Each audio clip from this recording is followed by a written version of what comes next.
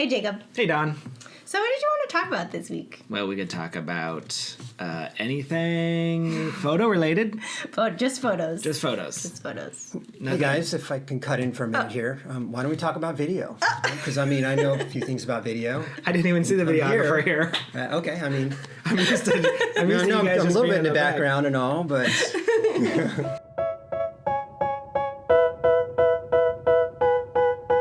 What a funny skit that was. All right, everybody, it's Steve. From Cinemedia. our first videographer. Nice. First. Yeah. I'm honored. Yeah. Thanks for coming on. Yeah. Of course. Thanks for having me. We talk a lot Welcome of... to the crazy. Yeah. Yeah, no, I'm loving this so far. I mean, you guys got a good thing going. This is cool. We talk a lot about photography, but videography is... Just as important, right?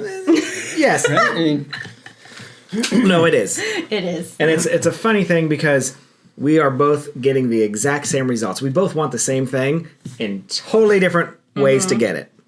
So 100% true, yeah. That's what I tell my clients as well, is like video and photo, there's no overlap almost at all. So it's both very important. If you want your day covered thoroughly, hire both. And hire someone that you work well with, Yes. like Steve. Yes. This is true, because we're working together all day. Yeah. So, and we coordinating also- with each other. We also understand each other's like what you need and when I need to get out of the way, when you need to get out of the way. 100%, Like totally. it just works better when you have someone that we have worked together for. I mean, how many years have we known each other? 10 years?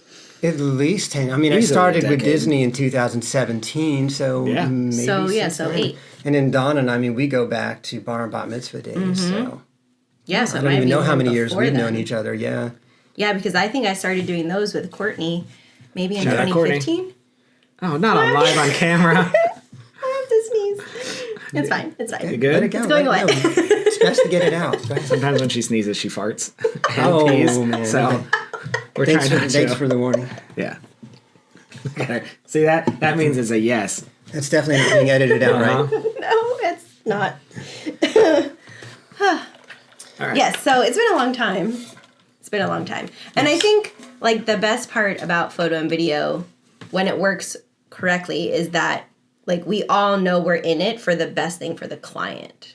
Like, we talk about all the time, like, being a second photographer, the most important thing is letting go of your ego. Mm-hmm. Like, you're not here for you. You're here to help the lead. But I feel like when you've got videography and photography, like, none of you are there for you. Like, everyone's there for the client. And when you have a vendor that is there for themselves, that's when, like, you get a lot of friction. Yeah, because- friction, things just don't flow very well, yeah, so... Yeah. I have, like, zero ego when it comes to, like, working. You guys know that. Yeah, so, zero I mean, ego with anything, though. Yeah. So I just, I just do what I do. I love working with you guys. And in general, I actually prefer that the couple have a photographer as well, because I feel like it helps me having that team atmosphere and kind of bouncing ideas off each other and just working together. And hopefully it's the same way for you guys. Yeah. I mean, we bring some nice lights at times and set them Yeah. up. It helps you guys as well. So...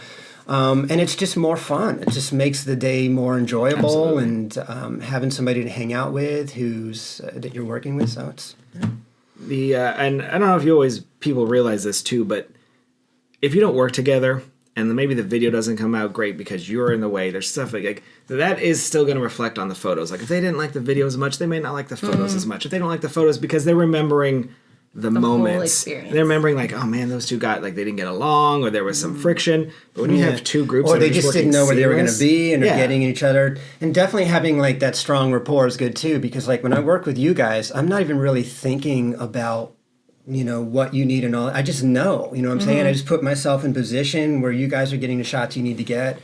And I just know that it's seamless, and we're always communicating throughout the day as well, like with upcoming events. And hey, guys, when this happens, I'm going to be here, move over here. Is that cool? Yep. And if it's not, you guys let me know. So it's Yeah. You don't know how many times, because you're not there, Yeah. but you don't know how many times other videographers just set up camp I've in heard the stories. middle of the aisle. And not just the back of the aisle. No, not even at the back. Like 3/4 of the way down the aisle. Like Full 10 feet, full tripod. Full sticks. Use videographer terms.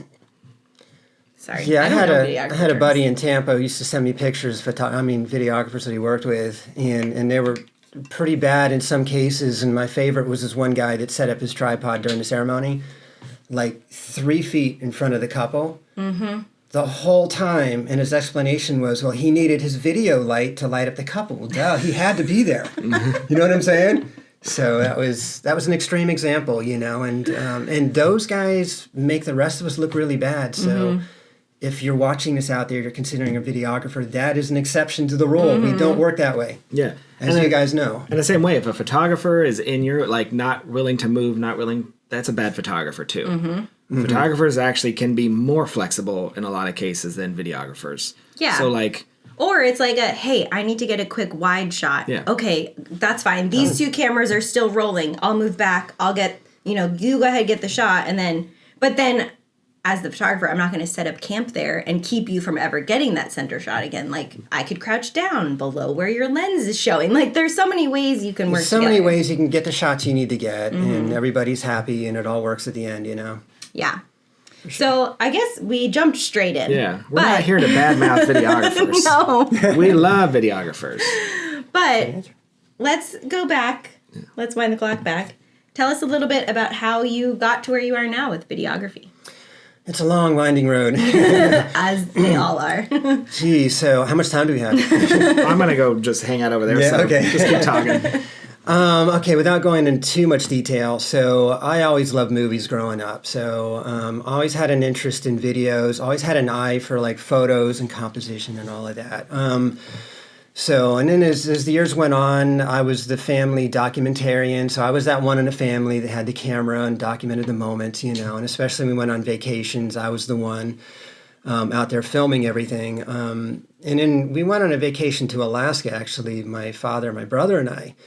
And we bought a brand new fancy Super VHS camera. It was like great at the time, you know. And we went and we drove to Alaska, actually, up the Alcan Highway. It was cool. So I filmed the entire summer, came back with all of this great footage, and I was going to Florida State at the time, university. And I ended up cutting a video together with that footage, and I ended up getting a lot of acclaim from my instructors and, you know, a lot of recognition. And it was like kind of letting me know, like it felt good, you know, but it kind of let me go, hey, maybe you need to kind of pursue this a little bit, you know. So I got a degree in media production. At that point, I didn't really know exactly what I wanted to do. I like to produce videos. I had some experience in editing and videoing, so I had some friends in California, and they worked in the film industry, and they were like, come on out, we'll put you to work, you know? So I literally packed up my car and drove 3,000 miles out there and set up shop in L.A. Turns out they didn't have any work for me at that time. So I was like, guys, you know, I moved here. So anyways, I had to like make my own way through there. And it was tough, you know, because experience was king out there. And I had a 3.85 GPA, and I was thinking, that's good, right? It's going to help me. Not at all. Nobody so I had cares. Nobody cared at all, you know. So I had to actually make up some movie productions that supposedly took place in Florida. That's the best. I remember Welcome to this the story. And welcome to the business, baby. And it worked. I mean, it got me in the door. I got some interviews. Some of them I got called out on. You know, they could tell I was lying. You know, but they appreciated the effort, and they were like, "Keep trying. Maybe I'll see you again." You know. But I got my foot in the door with this one movie that filmed in 6 weeks. It was brutal. It's like a brutal schedule. They filmed an entire movie in 6 weeks, and I was working 120 hours a week. And people are like, well, that's impossible. And this was Lord of the Rings. I wish it was. No. But it was 6 days a week, 20 hours a day. But I ended up being the only production assistant that didn't quit, right? Yep. And I didn't realize it at the time, but that made a huge difference because I made an impression on people there. And all of a sudden, I started working with those people and getting calls. And they were like, hey, you want to do this or do that? So I proved myself, I guess. So then I got into that for a while. Never really took to L.A. Never really liked it. My last year, I was working with the Mighty Morphin Power Rangers out there. Oh, yeah. Which was a great experience. I started off working What on... ranger were you? I wish. Green? I know, I have that look. Okay. But anyways, the hours were still crazy there, and my girlfriend came out, who's my wife now, and I basically abandoned her out there. So I needed something that was more 9 to 5 Monday through Friday, so I got into editing out there. And so I was editing as an assistant on the show. So then I really took to that. I was like, this is really great. Like seeing everything come together and you're creating something. So I became an editor more than a camera person at that point. Anyways, I was due for a promotion there, and we just decided LA wasn't the place.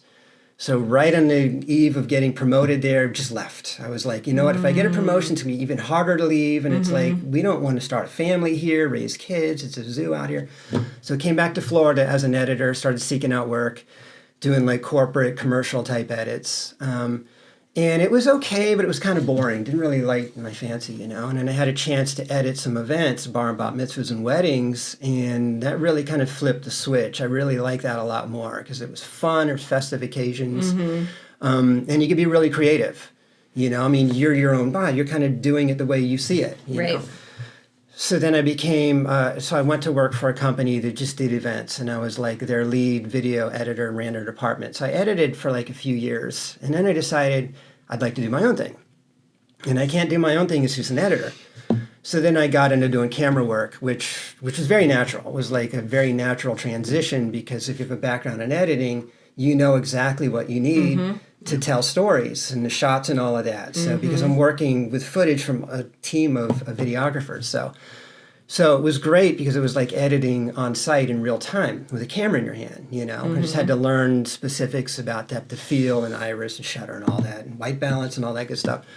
And then I came to love the camera work more. So where did I kind of leave off? So then I started Cinemedia back in 2004, and you know how it is, to getting out there hustling, trying to get your first job and get your second job and all of that. And it blew up pretty quick. I mean, it came along pretty fast, you know. And then I think my style was maybe a little different than others. We did a lot of more storytelling. We have packages where we actually interview the bride and the groom. And I don't know that anybody else really does that in this part of town, but I particularly love that because it's very personal. Like you're telling somebody's story, you know. And I felt like it made the videos a lot stronger and more interesting to watch because you're invested in the couple, not just the wedding day, you know. And I think that helped a lot because most of our demo videos now are story videos. And I think that showed a lot of people things they didn't see before. And I think that's what helped with Disney. So Disney contacted me back in 2016.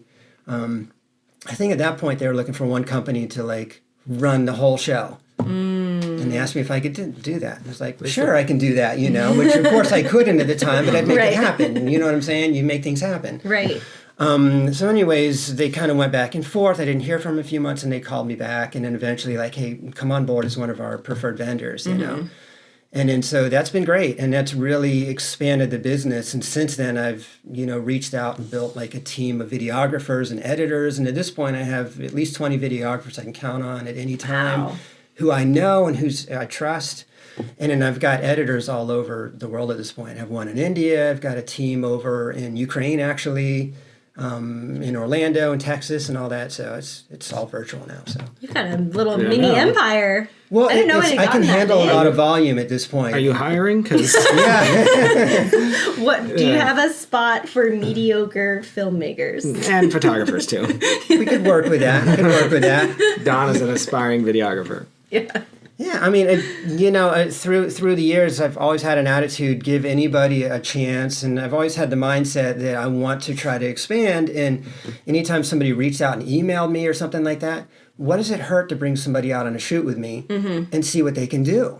You know, and maybe they kind of bomb and it doesn't work out, but then maybe they are really exceptional in certain things, and it's like, I can work with them. You know what I'm saying? And you're not going to find the best unless you give, you know, a lot of people a chance and try. So that's been my attitude as well, is that it's no matter how many people I'm working with, there's nothing wrong with bringing other people out and seeing what they can do and what they can bring, you know, and the same with the editing as well. There's no harm done. I can send an edit to somebody, and if they bomb on it, that's fine. I'll just edit it myself or whatever, get somebody. But if they're really great, I've got another editor. You know, or maybe an editor that specializes in highlight or storytelling, or another one that's great in the long form doc edits, you know. So then you start looking at it differently, you know, people. So when you do your like story edits for weddings, how long is the final video that the couple gets? So they get a few videos. The main story edit itself tends to run maybe about 8 or 9 minutes typically. Oh, okay. So it's it's a medium length, I guess you would call it, but it's very highly produced. So Yeah. we do interviews. The interviews maybe last 15 to 20 minutes a piece for the bride and the groom individually. I like to interview them separately so I can get each of their perspective on the story and then cut their dialogue together. And they're literally both telling the story. Right. And picking each other up, So, yeah, it's like 7 or 8 minutes, highly produced, but they also get like a long form edit of their full ceremony and then their reception as well. So it's not like they just get that highlight edit. Right. Yeah. All right. So it's cool. I mean, it's very fun for me too because I get to really learn about the couple and everybody's got really unique stories, and you would never know it unless you talk to them, and it's a lot of times you go through a wedding and if you don't do like a story and all that, you never really learn about the story, So it's Do you do that interview on the wedding day, or do you do it? I used to do it on the wedding day, but it just got a little bit too crazy because it's, especially at Disney where it's chop, on the whole timeline. So now I do it on a different day. Okay. Either before or after, usually in the room or something like that when everybody's more relaxed. So. Okay. Nice. That's cool. I didn't know about that part. Yeah. Yeah. Because I say I've never seen it. Yeah. I'll show you guys later. Yeah. If we don't see it, it doesn't Yeah, it exist, doesn't obviously. The whole world centers around us. Correct. But not on this interview, Dawn. Sorry. I like this guy. Yeah. Just a local idiot. Do you deliver raw footage? Yes. Yeah. I mean, Is that when part they of it? want it, it's an extra add-on Okay. fee. Yeah, but yeah, I don't have a problem with that. Because some videographers now I've seen are just doing like trailers. Like you get your 3-minute Like highlight highlight reel, reel, yeah. and then they give you just the raw footage. Like that's their package and nothing else. See, I've got a problem with that. I Explain. mean, the main thing is like, there's so much going on, especially with all the audio sources that we do. Right. Like, for a ceremony, I've got a microphone on the officiant, the bride, the groom. If there's Me, for some musicians, reason. yeah, Jacob, of course, everybody has to say. If there's like musicians on there on the board and all that. So why would I give somebody just this raw footage and what are they going to do with it? I They're know. going to I listen to agree. the audio by itself? Well, So they're never going to watch it anyway. they're never going to watch it. So it's like you need to do a full like cut anyways, if for no other reason, do a multicam cut and combine all these audio sources to make something watchable. So that's kind of my attitude. It's everybody loves the little highlight sizzle, like edit and all that. But if it were me and my wedding, I'd want more than that. I mean, how many times can I watch that over the years, Yeah, because we have this kind of come up in the photography world all the time where people want raw photos. And it's kind of like, well, what are you going to do with them? Yeah. Do you know how to process them? You can't use them anywhere. You like my raw photos from my camera, I can't even view them on an iPhone. Like, No, I know. can't You have do to anything process with them, yeah. Yeah. So what are you going to do with them? So I was curious, like how it feels for video too. Just this. Usually, they want the raw footage because, for a number of reasons. Just number one, so they have everything. Because there is footage there that won't make the cut in the edit. But particularly, like parts of the edit where it's like a cinematic montage, we put like a soundtrack and all that. You won't hear the nat sounds, Right. like of everybody getting ready and then the chatter and all of that. So with the raw footage, it's like they can hear the sound if they want. They just get everything. You know what I'm saying? So sometimes they just sit back and watch and just hear what everybody's saying and get a different sense of parts, How Okay. how many hours is that though delivered? Like how many hours of raw footage are you delivering on a wedding? Let's say an 8-hour wedding. Not your highlight okay, reel. 8-hour wedding. Like you're just delivering your raw. Like what is the? Sure, yeah. We normally would shoot with 2 manned cameras and then a couple of unmanned cameras. So combined, it could be 6-7 hours of footage. So I'm not gonna watch that. no. How often do you need to edit the raw footage to remove like accidental conversations? Like, let's say vendors are venting about something, or like the whole day has gone to crap, nothing's going as scheduled, everyone's like that rushed, like Yeah. not something the couple would want to hear repeat. And I tell Don to shut the F up and get over here. Or, I mean, I've even been on They'd want to weddings. hear that.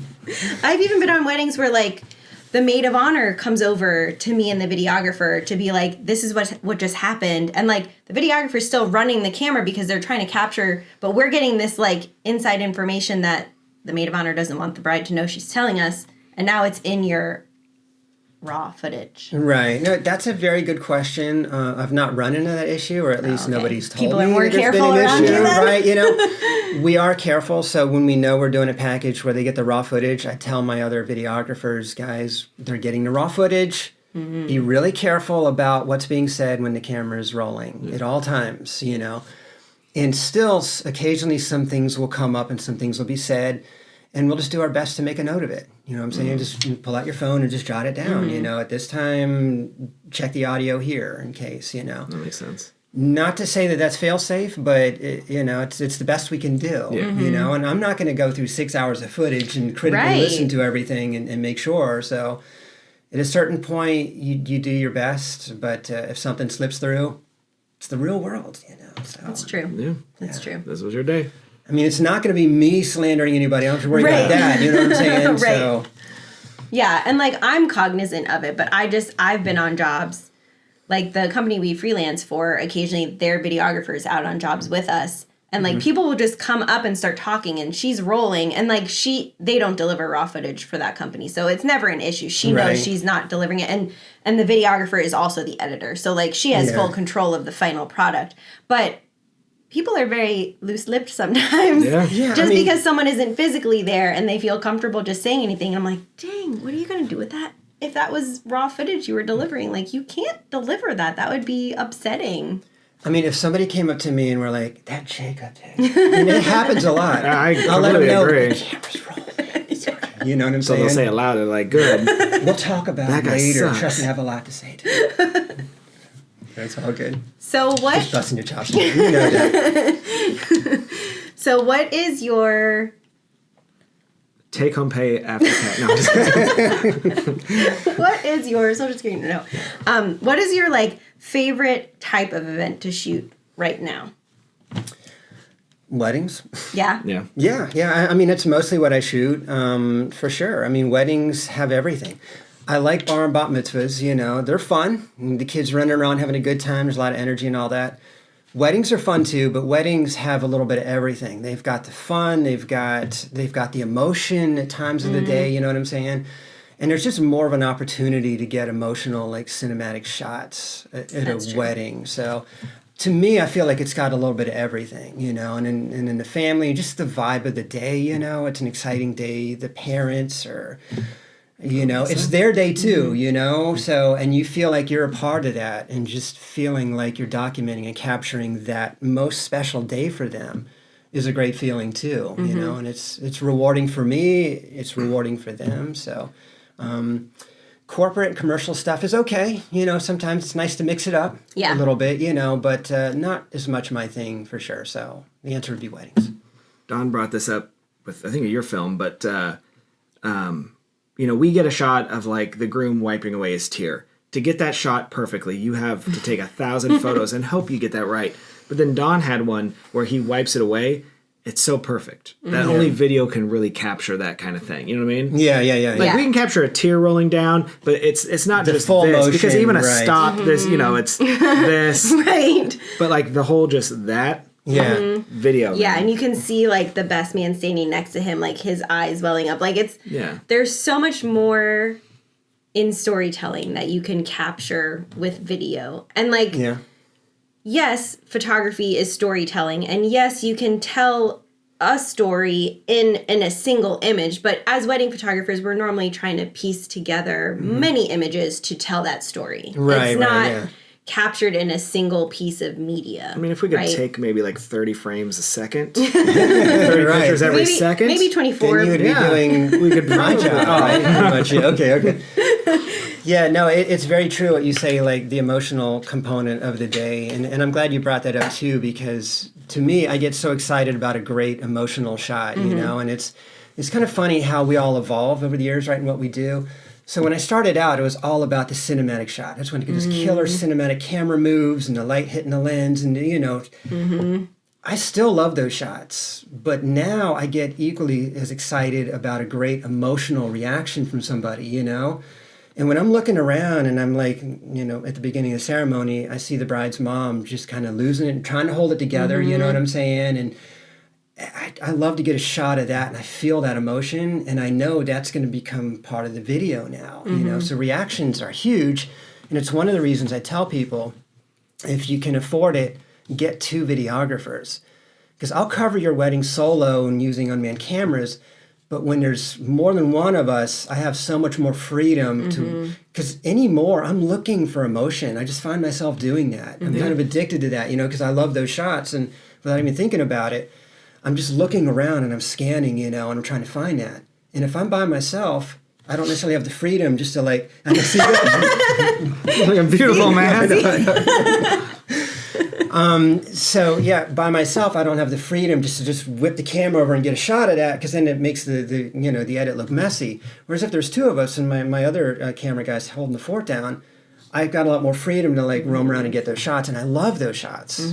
You know, so it's again, that's a major advantage to having 2 of us on camera. Same with photos, though. If we're by ourselves, we have to get the shot of them in the aisle. We have to get the main boring shot. Yeah, we have to. Yeah. I mean, they are the center of your attention. You know, it's just the way it is, and all of that is auxiliary. So Yeah, and go ahead. I was going to say, like, during the ceremony itself, the only way as a solo shooter that I have freedom to look for that stuff is if I know the officiant. If I know the officiant's like usual thing, and I know, okay, he's in this part of the ceremony, I've got 3 minutes, I can make a loop to get mom and dad's reaction on this side, make a loop all the way around, get mom and dad on this side, and then back to the center in time for vows or whatever. But if it's a friend doing the ceremony, I'm like, nope, sorry, stay in center aisle. I don't know when he's going to do anything. Yeah, I don't know what's going to happen. yeah. So yeah, having extra people, that's why it's really important. It's constricting. I mean, there's time when I'm shooting solo, you know, and I see these great shots, and it just kills me. I'm like, Yep. I'm just going to stop looking, you know, because I'm seeing shots I want to get, and I can't get them. You know, it drives me crazy.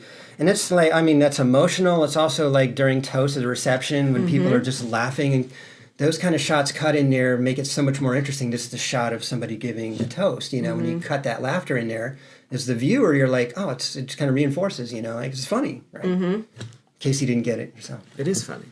I feel, too, that, and maybe this is just me, but when I'm shooting, though, I need to be locked into my camera. Like, I got to look at the screen because I can't miss the moments. But with video, I feel like it's not necessarily that you're freer, but since you're just rolling, you do have the ability to just go, like, what are they doing over there? Even if you can't. Like, me, sometimes I'm looking over here, but I still have to stay focused because I can't miss that ring. I can't miss that first kiss. Right. But when you're just constantly rolling, you have a little bit more freedom to at least go, anything else happening over there? Okay, we're good. I've got unmanned cameras too, and that helps a lot. Like exactly. stationary cameras, so I've got other shots I can cut to if I need to. That's what we need to build. Yeah. An unmanned photography that's just Could you imagine, shooting, yeah. inside, like, build them into the inside of the venue and just snap. 10,000 photos in 1 minute. Do it like You wouldn't need you anymore, though. Right? I mean, you're talking. Yes, please. No, it's like I watched a video. It was one of the photographers for, is it the LA Chargers? What's the football team? Yeah. Yeah. They're San Diego now. No, they were San Diego. Now they're LA. I think I think they're LA. Yeah, I think the LA Correct. Chargers. Yeah. So he went through Sports! like what he does for game day, and he literally has mounted cameras all over the place with receivers, and then he has his camera. So like when the guys are coming out of the tunnel, he's on the field capturing them on his camera coming out of the tunnel, but he has other cameras mounted and they all fire simultaneously to get, you know, he has them manually focused on whatever spot he knows he's going to shoot. Like, it's wild. And then, of course, they're all going immediately to a cloud and someone is immediately flagging them to get up on TV or out to Killer. It's nice. Yeah. It sounds like a great setup. Yeah. Yeah. So, take this question however you'd like. Ooh. How has the increasing rise of cell phones changed things for you for weddings or bar mitzvahs or anything? Have you seen? Like in what regard? Like people at the ceremony holding their phones out in the aisle when people are coming down, and you're All of it. Or taking just as good as video as yours with their cell phone. or changed in what people expect from you. Yeah. Any of it.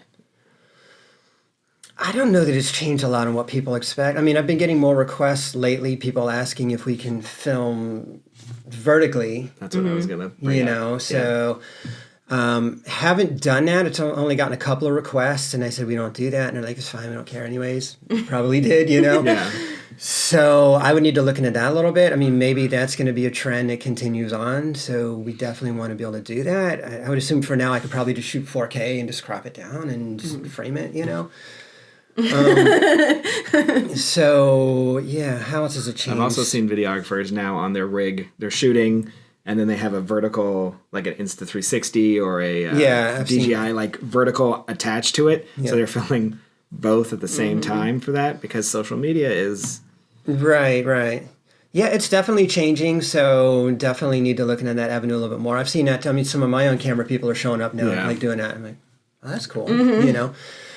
Still not getting a whole lot of requests for that. So as well, we now are aware that most of our videos are being viewed on like a phone. So people aren't really requesting 4K anymore, because you don't need 4K for a tiny little phone. Yeah. You know, it can handle it anyway. So yeah, I mean, that's kind of some changes I've seen, you know, on the day of the wedding itself, as you guys know.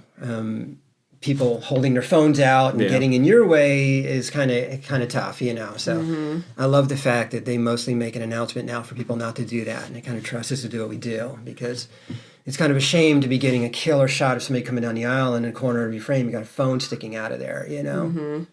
Or when you're talking about those emotional moments, I find, especially because I shoot a lot of my weddings by myself, because they're freelance, so I don't get a choice. So I'm by myself. And so I only have those like tiny little moments to run around and try to get parents' reactions. And at least half the time they've got their phone up instead. And so I take the picture because that's the reaction that I got. That was my attempt. But it's not a picture they're going to want, yeah. Right, but they're not engaged because it blows my mind because they're watching it on their phone instead of watching it live in real life. And it's like almost heartbreaking that they're missing this moment. I totally 100. I mean, you keep bringing up things where I'm like, yeah, I totally see what you're saying too. And that's another very good point. So I just went on about like the importance of great reactions, and I love to get a great reactions.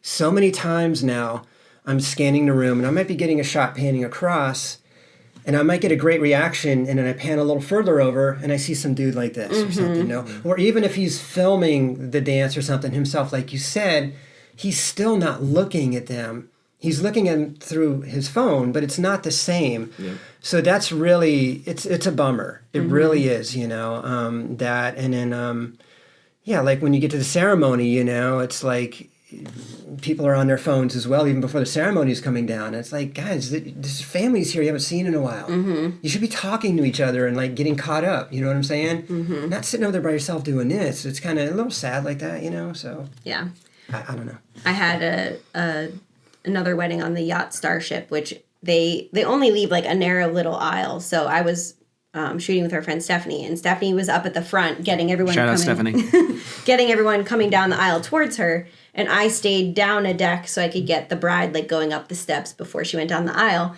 And I got up behind the bride once I knew like Stephanie had gotten her shots, and Stephanie was trapped up there. The officiant had asked the bride's dad to stay up there so she couldn't get back to the center aisle. So like I was in charge. I was the only one capturing any of it. You never know what'll happen, yeah. And everyone was just leaned into the center aisle with their cell phones. And so I was trying to be nice at the back and just using my long lens. Sure. I couldn't. I had to keep getting closer and closer and closer to get in front of all the people. Yeah, to get them out of your frame. Yeah, because I couldn't get a clear shot in the bride and groom at the front without cell phones in the way. Right?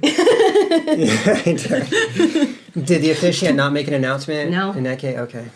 No, it was a friend of the couple, and yeah. She was a minister, but I don't know how often she does weddings, or if the couple even thought to. Right. Yeah. They were older, so like maybe I feel like if people aren't prompted by their planners to say, hey, do you want to be unplugged? Do you want to make an announcement to put phones away? If they're not prompted, they're probably just not thinking of it. Yeah. They're so nervous and like all this other stuff happening, seeing all that, like you said, seeing family, catching up with people, like it's not top of mind.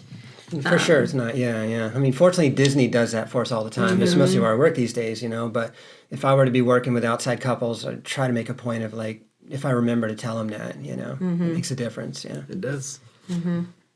what do you feel about content creators? That's exactly what I was just going to ask. I don't know enough about them to really have an opinion. I've worked with a few. Because we're getting it's starting to like pop up for us a lot. Yeah. I mean, it seems legitimate what they're doing. I get it, you know. So, I mean, I'm not like big into social media, so I don't know if I'm the best person to ask about that. But it seems what they're doing is legit. I've worked with a couple, and Are they getting in your way? yeah, Yeah. yeah, sometimes, yeah, for sure, yeah. I mean, the few I've worked with. And maybe that's the nature of the social media is like hands-on and getting in the mix with things. Yeah. Because I know, like, I did a wedding over in Tampa and had a content creator, and the dude was like on top of people the whole time that were like dancing, like with the phone, like in their face. And maybe that's the style, you know, the energy and just getting right in the mix, but it made it hard for sure. I feel, and we've had the same problem, but slowly, and we've said this before on the podcast, is either videographer or even photo companies are taking the reins and providing their own content creation. Like adding it in Adding as into an their option for package. their So then package. it's someone that we know and we control, and they're staying out of our way. Because listen, when we're done doing the getting ready shots, if you want to go in there and do a bunch of reels and boomerangs and TikToks, please. But like when they try to do it while we're on the clock, rushing to get through because we need to get to the ceremony, and you want to do a couple more, we don't have time. But the content creator doesn't know that because all they're doing is. Well, I mean, you're the priority, so your Yeah. shots are what's most important at the end of the day. That's the conversation I have with my couples, or even I've had content creators at bar and bat mitzvahs now too. Yeah. But when I know that they're going to be there in advance, I have the conversation of, okay, well, what's your priority? Yep. Because if you care more about photography, then I will stand my ground and get them out of my photos. Like, because if I'm shooting something on a long lens, the content creator can't zoom in that far. So they're always closer than I am, and then they're in my shot. Right. So, but if when we have like a freelance wedding and we just show up that day and the content creator is there, I don't know what the priority is. So I don't feel like I have any room to be like, you can't be in the center. I had one in the center aisle, crouched down next to the front row for the first kiss. There's no way to keep that person out of the photos or of the recessional. And the day's too busy to stay on top of them throughout the Right. day and make sure. I literally, for the bat mitzvah one, during the hora, elbowed the content creator in the face because that's how close she was to me. I didn't do it on purpose. She did. You're did. You're up and down and up and down. And, the chair's going up and down, so the camera's going. Yeah. And I just whacked her right in the face. Yeah, no. I mean, You're the it alpha happens. now, though. So see? Yeah. Go back to my soccer playing days. Another way of looking at it is it seems to me like the social media content creation is more about like that immediate fix, right? Like the people that are getting it right away or even the day of the wedding in real time or whatever. Whereas what we do is more like long term to like remember the day, right? Absolutely. So And I'm once okay you're with over both. the social media fix and your friend said, "Hey, it was awesome" and all of that, what are you left with? You know what I'm saying? And is that what you want to be left with, that quality or the quality of what we're doing 10, 20, 30 years from now, future generations, whatever, Yeah. Yeah, it's just something we're like trying to work through, something new. And like Jacob said, I support it, actually. I just need it to be controlled. yeah. Or like establish, okay, you can't be in the photo. Because you've had ones where they've had photo and two videographers I had a wedding and content a couple months creators. ago. Ooh. Yeah, I was the second for Stephanie. Shout out Stephanie. And it was us two, two videographers, and two content creators. There were 6 of us, 6 creatives. paparazzi It's going. way too much. Like you could tell Yeah. the couple's just like, Yeah. No, that's another aspect too. I mean, it can be overwhelming for the couple too, right? yeah. Because I mean, I always try to be as low key as I possibly can and out of the way, and I don't want to. It's not a production, I don't want to interfere with the wedding day, But Right. to have all of these people with cameras pointed at you, and the nature again of the content creation is they tend to like get up in your business, right? Right. More than we would. Right. Well, sometimes they're creating, they are producing something. Like I had one wedding. This was not a content creator. It was just the bridesmaids doing this. But they literally were trying to recreate this popular TikTok. Yeah. It was from like the SNL song with, what's his name? The guy that crashed the wedding.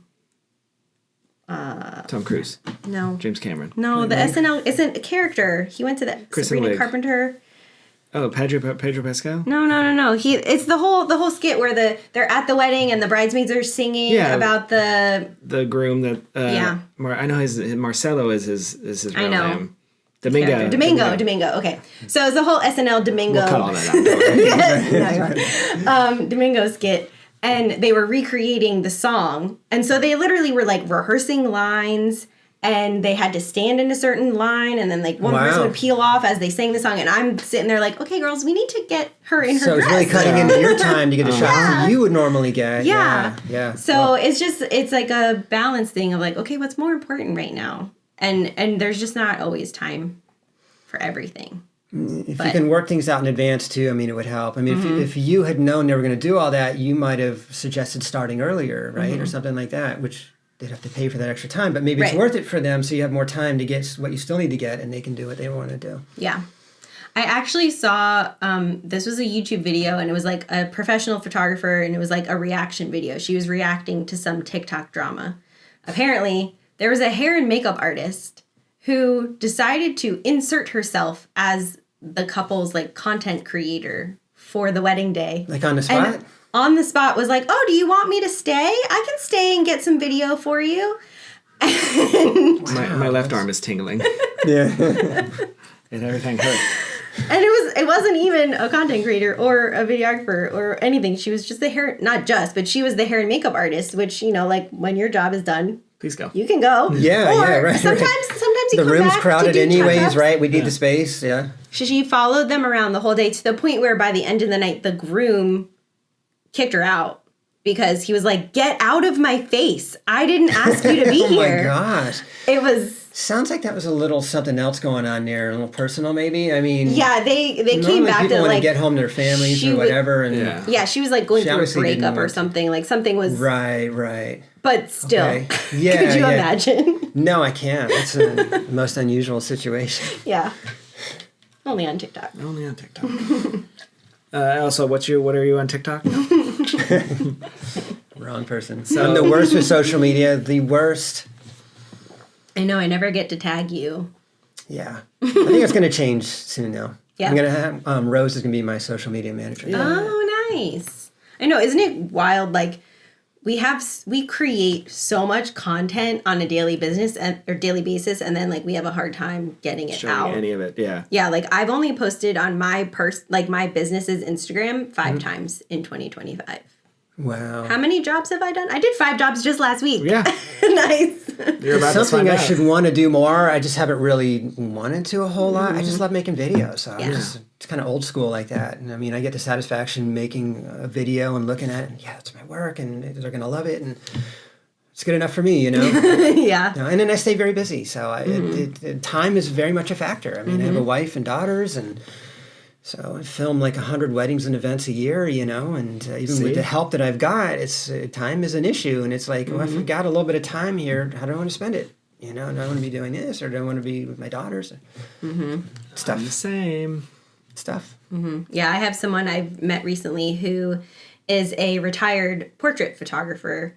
And and at one point she was also a director of marketing, and so she's retired, but she doesn't want to just like not do anything, so she does a lot of volunteer work or whatever, and so hopefully she'll be coming on to help me a few hours a week, just like getting blog posts and social media posts out, even if it's like one asset package a week, like one blog post with like the same exact content goes out in 5 different ways throughout the week, but I could just hand her, here are the pictures, ask me any questions you need. That's what I need. Have at it. Yeah, I need Go do something like please. that. Yeah. So, because we don't all have a crystal. Yeah, but she doesn't do social media either, so... But she does a lot of other stuff That's for the you. worst part. Social media. It's true. All right, any other things you want to talk about, videographer? Anything we missed? Not that comes to mind. I think we covered it pretty good. I think so, too. Yeah. So now, I feel good about it. do you want to be a photo? Or do you want to be video? You get to pick. Maybe I would emphasize again how much the two differ. I don't think we hit on that a whole lot, right? Because I have people that maybe feel like they only need one or the other, you know. And I would always tell somebody, I'd never tell them like, oh, video is more important. Just get video. You don't need this pesky. You know? It's just the medium is just so different, and it's hard to explain, but I'll try. It's obviously you're capturing a still moment in time, so Your work is something people will like, I know, to state the obvious, but people will sit and will just look at that image, that moment in time, and really study it. And it lends a lot to the imagination, right? You can fill in a lot of the blanks and imagine what they were thinking at that time. What's going on. Video is more real, obviously capturing motion and sound. Sound is critical for what we do. So it's just a very different medium. And even when we're capturing the same things, like I'll tell people, like when you guys are doing like a portrait session with the family or the bride and the groom, and we're getting video of that too, we're not just sitting next to you rolling the camera on what your subjects are. I like to get a lot of the in-between moments. So I get a lot of like the laughter and the moments in between the photos. I get a lot of the people that are around the area. I get some of you guys with your cameras like getting shots. So I'm capturing the atmosphere of what's going on around there. And I think it's really nice to have that juxtaposed with the photos to actually see the video aspect and the other end of what was going on. So it's just entirely different. So there's really no overlap in my opinion. And I would tell people, if you want your day covered the best, get both. Yeah. I use the fact that they're different to my advantage sometimes. So like if I'm doing an engagement session or wedding and I want them to, the bride to do a twirl, like the groom to twirl the bride around. And they're like, oh my gosh, no, we can't do that. We're not dancers. I don't know what to do. I'm like, yeah, but I'm not video. We can fake this. Yeah. You don't need to go fast. You don't need to actually spin. You can walk in a circle and just do a little flick with your dress and it's going to look like you did a spin. So like we can use it to our advantage that it's not the real thing that you're capturing in video because, we're just getting that little that's a good point. Yeah, I hadn't thought of it from that point of view, yeah. But then on the flip side, we're only getting that tiny moment in time. Right. Yeah. When we have a groom like kiss the bride's hand, we just get that instant. We don't get the like anticipation of them going in. Like we miss that part. So like it really, you're right. It would drive me nuts not being able to get like camera moves too. I mean, that's what I love about what we do is we get to use these cool tools, a gimbal, a slider, a jib sometimes, and the motion adds a lot. I really enjoy that part of it too, and the tools that we use. I'm kind of a techie too, I guess, in that regard. But what's your thoughts on star wipes? Star wipes? Haven't used those in a while. They're pretty popular. In fact, we do all of our edits on star wipes. Star wipes. This is why I'm in charge of editing. Yeah. I'd have to check that out. You guys have to show me. Maybe I'll be turned on to it. I don't know. I'll give you $100 if you put a star wipe into this when I send it. Love to see it. Yeah. Oh my gosh. They're very topical. Well, all weddings have photography, let's be honest. Right, correct. But in my I still shoot about 50 to 100 weddings a year. It's probably still 10 to 15% videographers, right? It's still a minimum. For as many as I shoot, videographer is still a minimum thing. I don't know how to say that better. Yeah, not as common. How can we get those rookie numbers up? Like, what can we do? Is it just a cost thing at that point? Is it better to be bundled with someone? Is it just they just don't think of it? Like, what is the... It could be all of those. Because I take it for granted. Like, oh yeah, you're going to get photography. So I would add an element to that though, I know the freelance company we work for, they offer photo and video, but like I know I miss out on weddings because I don't also do video. So I'm kind of I'm putting myself already at a disadvantage because people want it packaged. So I'm not at the weddings with the videographer because I only have. But then they feel like then you give them your package, you're like, it's too much. I'll just take the photo. I just don't know what you can do because I do think video should be at every wedding. I'm fully, especially someone like you or someone that I know that like delivers great work and is so good to work with. And I'll never say this out loud, but how many times when you're like, wow, that was a good shot. I'm going to do that now. I know. What a great idea. Like a great pose. I was like, I hadn't thought of that. Mm-hmm. Well, and also, how many times, we've said it to each other, like, oh, that's totally a video moment. Like, I'm not going to stress over it. Yeah. So there's probably a lot of reasons why couples don't have videography. Obviously, cost is a big factor, after they pay their venue, DJ, photo, and all of that. sometimes maybe couples feel like they might be uncomfortable in front of a camera. I've had people like concerned about that. A little bit different, and I assure people that we are so easy to work with. We are so, off the beaten path. I mean, we're not right in the way or anything. We're not like the camera in your face or anything like that. We use a lot of like zoom lenses when we get shots on. So anyways, maybe that's a reason. I don't know. But after couples work with us, it's not an issue. They're like, you guys were great. And then maybe couples just don't think about it. I think we've had couples that, probably don't think about it until after their wedding and then maybe regret it, And I mean, I know that for a fact because we've gotten a lot of referrals from people. And the first thing they said was, we had friends that got married last year, and they said the one regret was that they did not have a videographer at their wedding. You hear that? And if you look at it, it's like you spend all of this time and money planning for this one day that's going to be unlike any other day in your life, right? I mean, it's a celebration. It's going to be beautiful. You've got all these great plans. You have family coming from all over that you haven't seen in a long time, gathering for a celebration, for a joyous event, right? But it's only one day. Yeah. It goes by quick, right? The morning starts off and then you just get right into it. It's a wonderful day, but before you know it, at the end of the day, you're asking each other, well, did you see this? Or was that person there? Did you talk? And immediately you've got your photos to look back on. And immediately at that point, you start thinking, it'd be great if we had a video to look back on to remember it on as well. And I think a lot of couples don't think about that until after the fact. So maybe it's just oversight.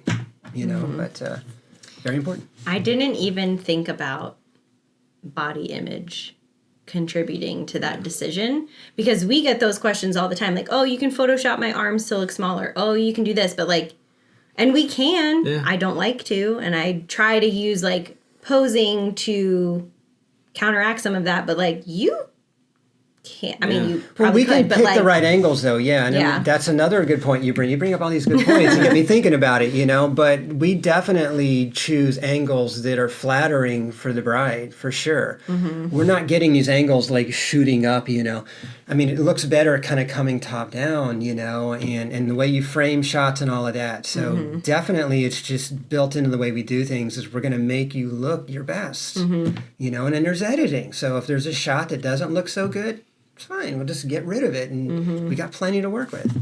Yeah. Of course, this is from the same people that will take snaps like this, though. I know. They're like, oh, make me look flattering. I was like, but you have no problem doing a Snapchat like that. It's fine. Right. I was going to say something else funny, but I forgot, so. It's okay. Probably wasn't that funny. Yeah, well, okay, first off, it was going to be hilarious. Almost as funny as the camera turning off for the second time in 2 weeks. Is it off again? Yeah. No, it's not. I'm just messing with you. Gosh, I can't see the lights from here. And star white. Of course, it would have to happen in front of the videographer. Yep. Okay. Well, so good conversation. Yeah. Well done. Excellent. Yeah. No, this was great. This was a blast. We're not done yet, though. With you guys. Stop trying to get out of it. All right. No, I'm not trying to get out of anything. I'm good. Because we always talk about what we did this week or what we shot this week. Because as you've proven, you are a busy videographer, just like we are busy photographers. So if you want to join in, you can. Sure. All right. Donald, do you want to go first? Sure.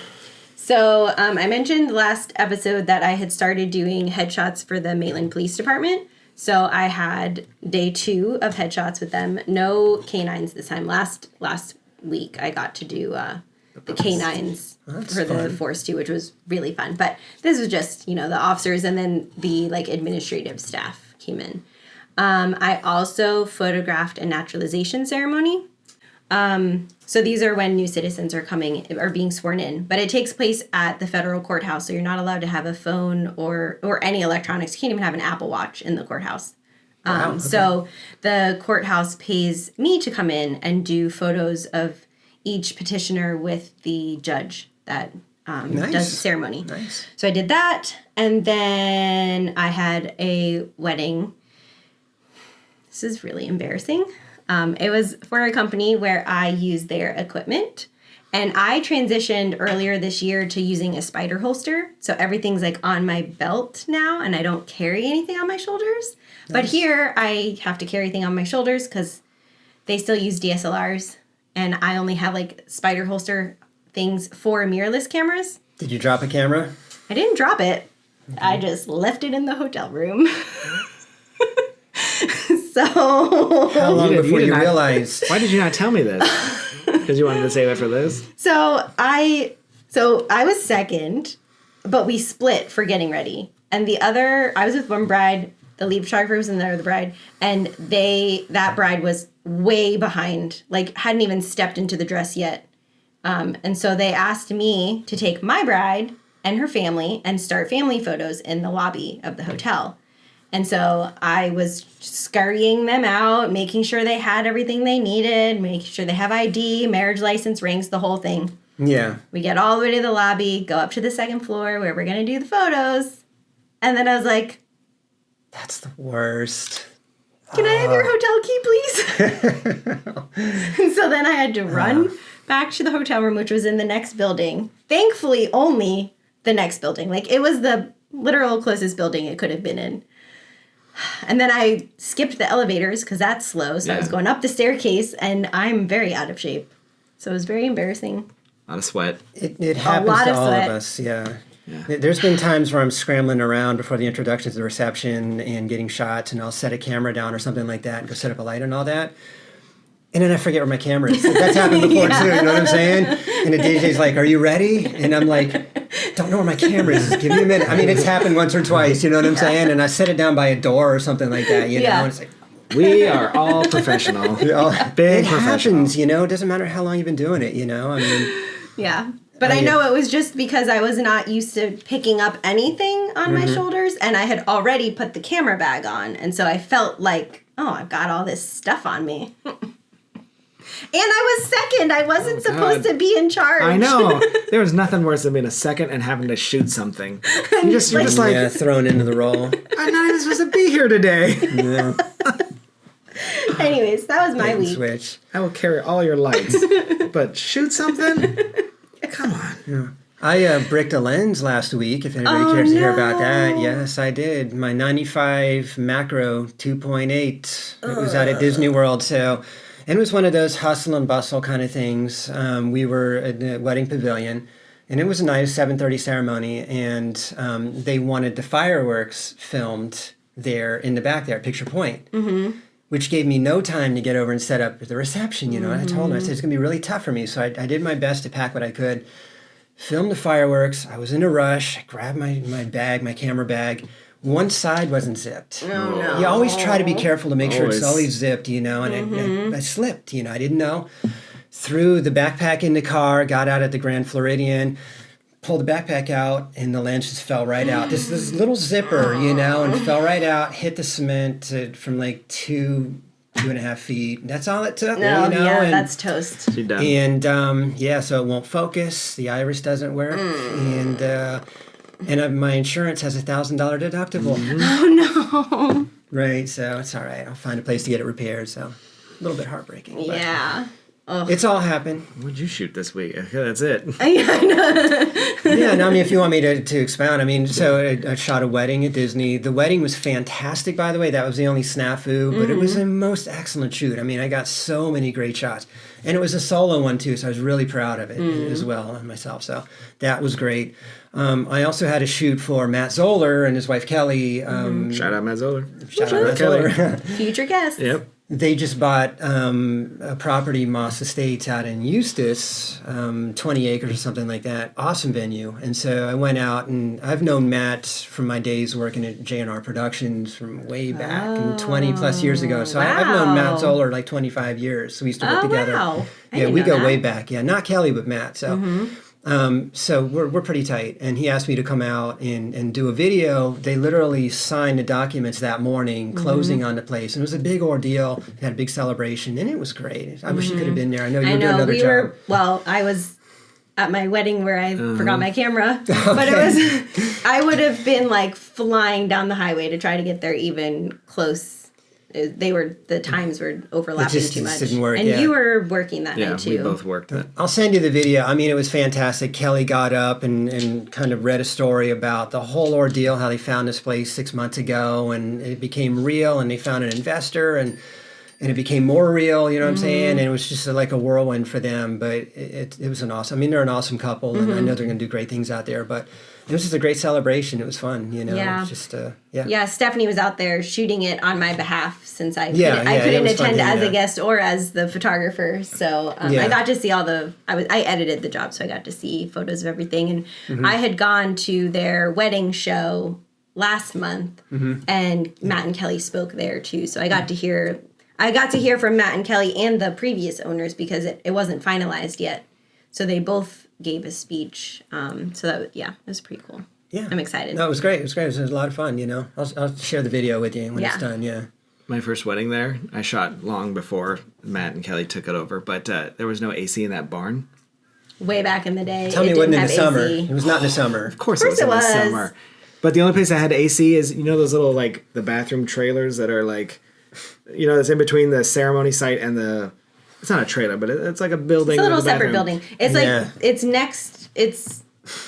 it's between the building or the house where the bride gets ready and the reception space. There's like a separate building with women's and men's. But no AC in the barn where everybody was dancing. But there was an AC unit in that bathroom in the window, and I spent I was about to say, everybody was crowding hours the bathroom. in there. Like, no one else really went in there, but I went in there in the stall and would just be like, okay. And then I'd go back in and just drench sweat. And the couple planned their wedding there in summer knowing this was the case. Yeah. I mean, see, I expect that at Disney for like somebody from the UK or something to come overseas and have a noon ceremony out on one of the beaches there in July. You guys have had it happen before, I'm sure. I mean, we've had, but we have it all the time. Every year there are people at these barn weddings. Yeah. Mm-hmm. Wow. And they probably went through the barn in February when they're like, oh, it's gorgeous. That's brutal. Yeah. It's not fun. And I was not People looking don't like forward to to it. dance and sweat and, you know, sweating But they and got having AC now. fun. Yes, now coexist. there's plenty of AC. A lot of air conditioning. 2 thumbs up. Oh, yeah. Yeah. Moss Estates. Awesome place. Looks great, too. what's it Plenty of called? room. Moss is Moss That's what I Estates, said. At Park Moss. Oh, Starlight. stop. No, it's a great venue, truly. It I mean, is. everything is close together. The barn's big. It's beautiful locations for photos and video. So it's awesome. There are cows. They can get ready there, you know, the bride and the groom and all that. So it's a great place. And what did you do this week? Did you break anything or forget anything? No, maybe. I had a family portrait of a family I photographed before. So pretty boring, but fun. And I love that family. And then I also had a freelance wedding at the Blueberry Farms. If you know all the farms, blueberry and strawberry and red berry and Sure. All over. orangeberry. None of this. The happily ever after barns. Orangeberry. Okay. But blueberry and this couple, all I knew is I had notes that he wanted photos with his truck.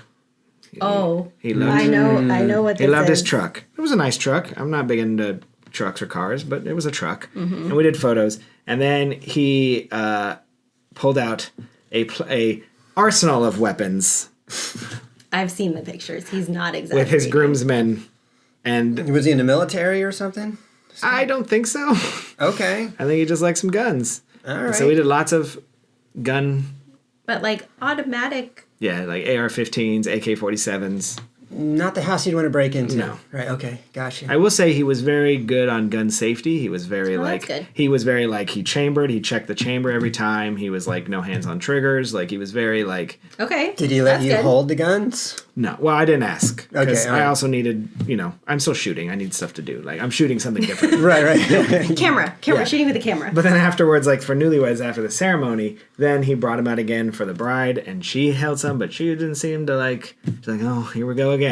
She didn't know who she was marrying? No, I She's think like, so. Where'd you get all these guns? You know that cool little chapel they have in the Blueberry one? Like we have stuff against like they're like at the door, just like I was like, well, this is new. Just please don't point them at me. So that means we both had guns at our weddings in the last year. Guns last up. calendar year. I had one though. Mine they were all already drunk and high, and they just had And they had pistols guns? in their They were drunk and high waistband. with guns? Yeah. These guys were not. They were very I'm glad that they were at least. like he would actually announce his gun safety. Like he's like checking chamber, Okay. magazine empty, but still, it's still like okay, Yeah, not Too exactly much. romance. yeah. Right, yeah. Which one do we love more here?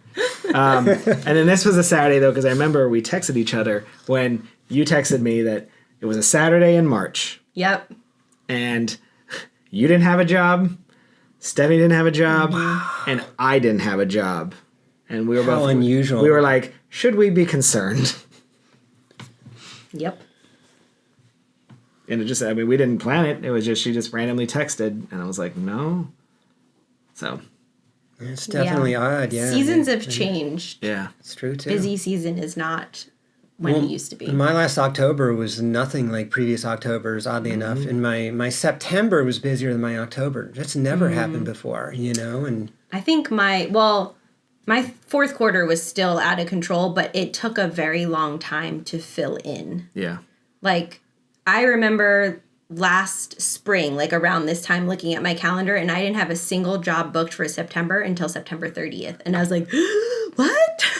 wow. What? Yes. And then it filled in. It always fills in. But normally, most years, like, that's booked up a year in advance. We talked about this before. It just seemed like the highs are high and the lows are lower than there. There's no, like, feels like we're... Not as much middle ground. Yeah.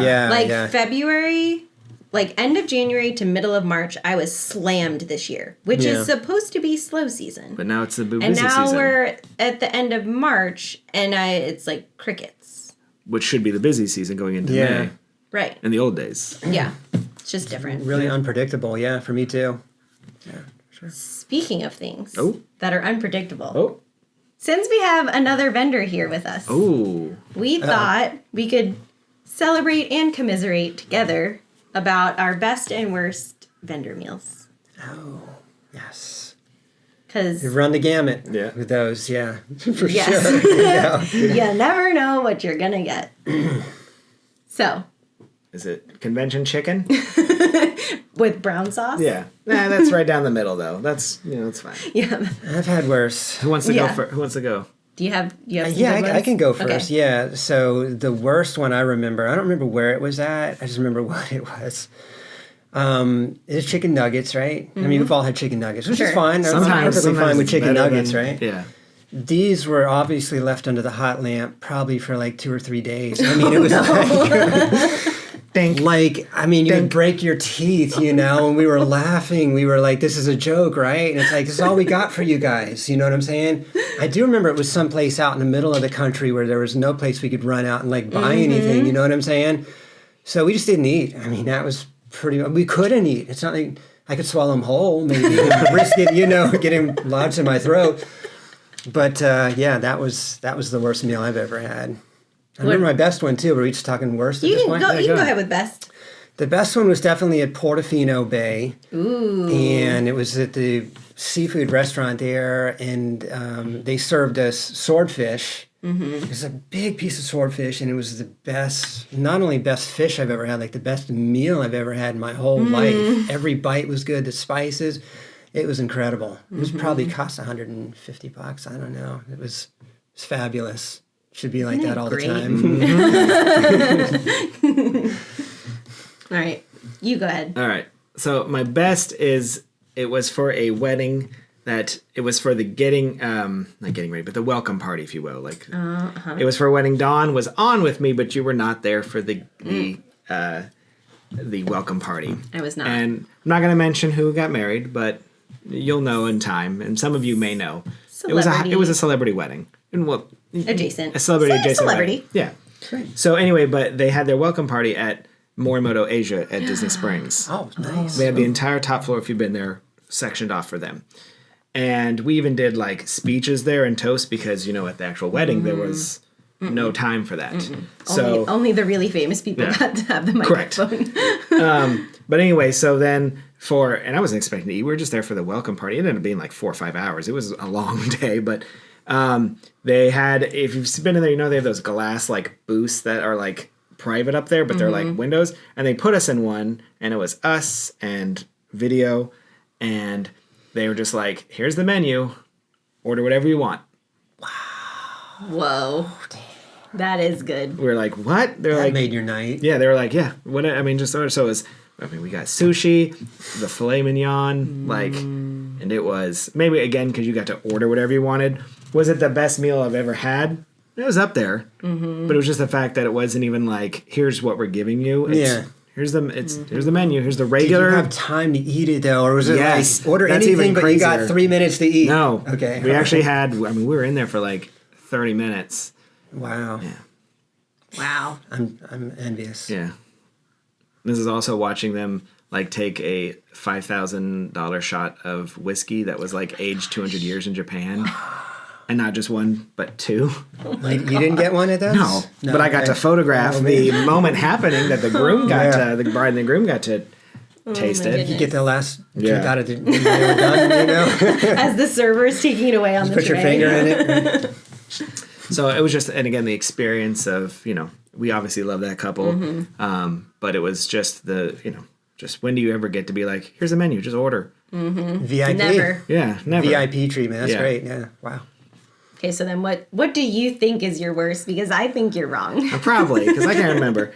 I just remember at a certain theme park, we used to be served the slimy, kind of a make-your-own sandwich platter. What do we got? The meat platter with like ham and roast beef and like just slice But not of cheese. like sliced meat, like deli meat. Yeah, deli meat. Yeah. Slimy. And it deli would meat. literally come like in a plastic wrap over it, and you peel it off, and then they didn't give you like bread. It was a bun, like it was a dinner roll that you could like tear open to put the meat in there. And a few times you got it, and they put dates on it. It was actually after the date. Oh, so it's expired. Yeah.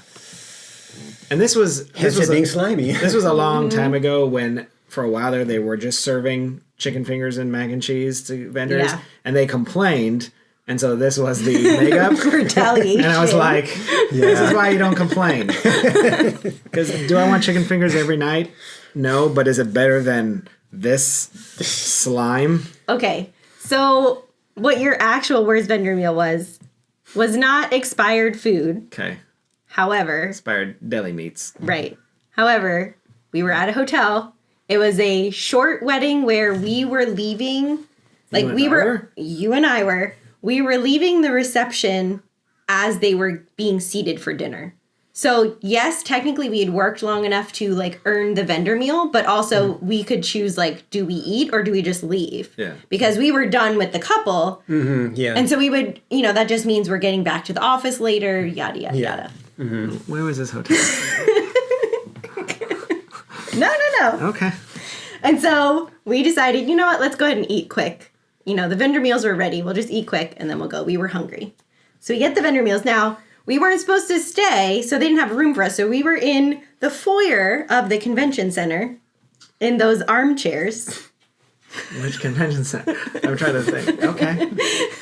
And we open our vendor meals, and it's 2 very random pieces of pork because it is accompanied with these like see-through glass noodles, those like with this watered down red sauce. Like when I say watered down, like it wasn't even pink. It was like a clear red sauce and lima beans.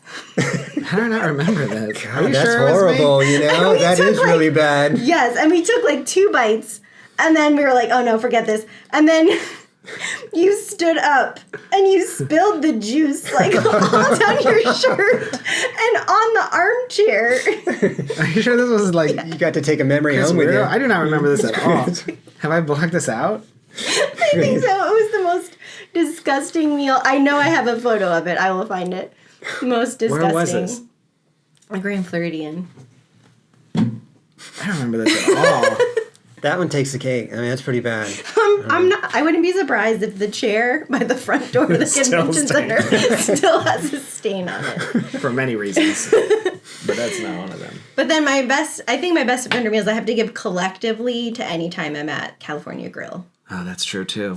They just No argument here. They're Yeah. always the best out of Disney. always so Always. good, and the servers take care of you. I mean, I've had weddings there where they've brought us. There'd be like 3 of us back there.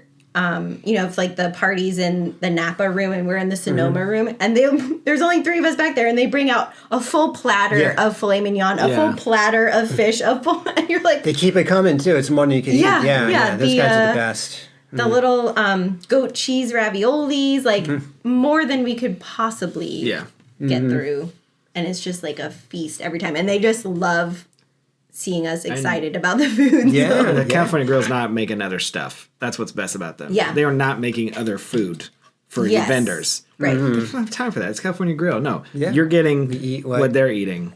Normal Exactly. people eat. Yeah. Yeah, instead of... Yeah, they're not just going to make some random chicken.